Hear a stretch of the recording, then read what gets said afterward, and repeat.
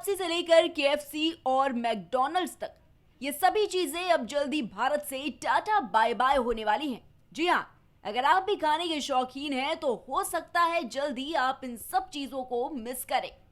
दरअसल अमेरिकी राष्ट्रपति डोनाल्ड ट्रंप के द्वारा भारत पर 50% टैरिफ लगाने के बाद देश में अमेरिका विरोधी भावना काफी तेज हो गई है। ये टैरिफ रूस से तेल खरीदने को लेकर लगाया गया है और दुनिया के सबसे ऊंचे आयात शुल्कों में से एक माना जा रहा है। इस फैसले के बाद Pepsi, Coca Cola, Subway, KFC और मैकडॉनल्ड्स जैसी बड़ी अमेरिकी कंपनियों के बहिष्कार की मांग उठने लगी है। योग गुरु बाबा रामदेव ने भारतीयों से अपील की है कि वे अमेरिकी प्रोडक्ट्स का पूरी तरीके से बहिष्कार करें। उन्होंने कहा कि एक भी भारतीय Pepsi, Coca Cola, Subway, KFC या मैकडॉनल्ड्स की दुकानों पर दिखाई नहीं देना चाहिए। इतना बड़ा बहिष्कार होना चाहिए कि अमेरिका में हलचल मच जाए। अमेरिका के खिलाफ ये विरोध केवल भारत तक सीमित नहीं है। फ्रांस, ब्रिटेन और कनाडा जैसे देशों में भी अमेरिकी प्रोडक्ट्स के बहिष्कार की लहर देखने को मिल रही है। भारत की 1.5 अरब की आबादी यदि अमेरिकी कंपनियों से दूरी बना लेती है तो इन ब्रांड्स को भारी नुकसान झेलना पड़ सकता है। प्रधानमंत्री नरेंद्र मोदी ने लोगों से स्वदेशी अपनाओ, लोकल को बढ़ाओ का आह्वान किया। उन्होंने कहा, जो भी पार्टी या नेता भारत को दुनिया की तीसरी सबसे बड़ी अर्थव्यवस्था बनाना चाहते हैं उसे लोगों में ये संकल्प जगाना होगा कि वो केवल स्वदेशी उत्पाद ही खरीदे। भारत के लोगों की मेहनत से बना हर सामान हमारे लिए स्वदेशी है। हमें जीवन के अंदर एक मंत्र बनाना है। हम जो भी खरीदेंगे वो मेड इन इंडिया होगा, स्वदेशी होगा। घर की साज सज्जा के लिए जो भी सामान हो मेड इन इंडिया हो। यार दोस्तों को गिफ्ट के लिए कुछ देना है, उपहार वही जो भारत में बना हो, भारत के लोगों द्वारा बनाया गया हो। और मैं विशेष रूप से दुकानदार भाई बहनों को कहना चाहता हूं, व्यापारियों से कहना चाहता हूं, इस देश को आगे बढ़ाने में आप बहुत बड़ा योगदान कर सकते हैं। आप तय कर लीजिए, विदेशी माल नहीं बेचेंगे। अब हम कोई विदेशी चीज का उपयोग नहीं करेंगे।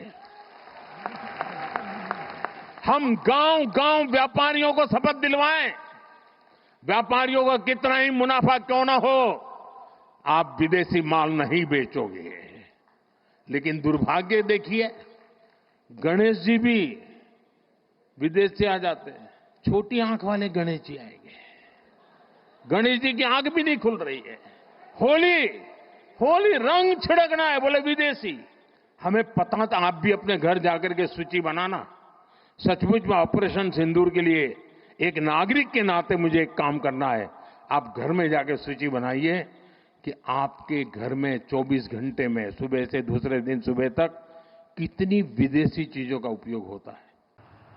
आज दुनिया की अर्थव्यवस्था कई आशंकाओं से गुजर रही है। अस्थिरता का माहौल है। ऐसे में दुनिया के देश अपने अपने हितों पर फोकस कर रहे हैं, अपने अपने देश के हितों पर ध्यान केंद्रित कर रहे हैं। भारत भी दुनिया की तीसरी सबसे बड़ी अर्थव्यवस्था बनने जा रहा है। प्रधानमंत्री के साथ साथ उत्तर प्रदेश के मुख्यमंत्री योगी आदित्यनाथ और मध्य प्रदेश के पूर्व मुख्यमंत्री शिवराज सिंह चौहान ने भी स्वदेशी अपनाने को लेकर देशवासियों से अपील की है। ये स्वदेशी मॉडल जिसके लिए प्रधानमंत्री जी ने वोकल फॉर लोकल के आह्वान किया है, उस आह्वान के साथ भारत की आजादी के 78 वर्ष हम सबको इस बात का आह्वान कर रहे हैं कि आज की आवश्यकता है। दुनिया के अंदर कोई भी देश आगे तभी बढ़ा है जब उसने अपने कारीगरों को, अपने हस्तशिल्पियों को, अपनी युवा शक्ति की ऊर्जा को पहचाना, उसकी प्रतिभा को आगे बढ़ाने के लिए हर प्रकार से उन्हें प्रोत्साहित किया। वह देश आगे बढ़ा है, उसको आगे बढ़ने में दुनिया की कोई ताकत रोक नहीं सकती है और ये सामर्थ्य भारत के पास है और भारत में उत्तर प्रदेश के पास है। उत्तर प्रदेश वासियों को इस अभियान के साथ प्रधानमंत्री जी के आह्वान को अपने जीवन का मंत्र बना करके चलना ही होगा।